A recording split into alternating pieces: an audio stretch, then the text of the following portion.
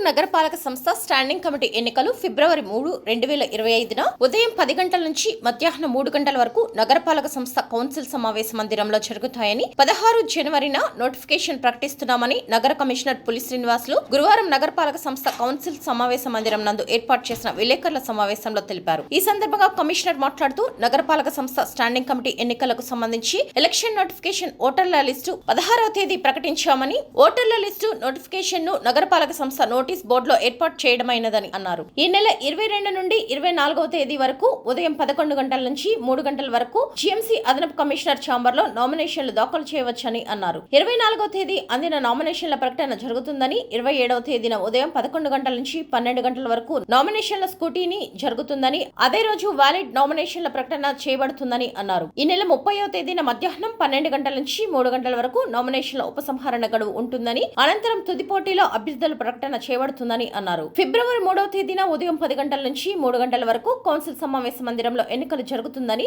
అదే రోజు 3 గంటల నుంచి ఓట్లు లెక్కింపు, ఫలితాల వెల్లడి జరుగుతాయని తెలిపారు. సదరు సమావేశంలో అదనపు కమిషనర్ చల్లా ఓబిలేసు, డిప్యూటీ కమిషనర్లు D Srinivasarao, CH Srinivasarao, council secretary P Srinivasarao పాల్గొన్నారు.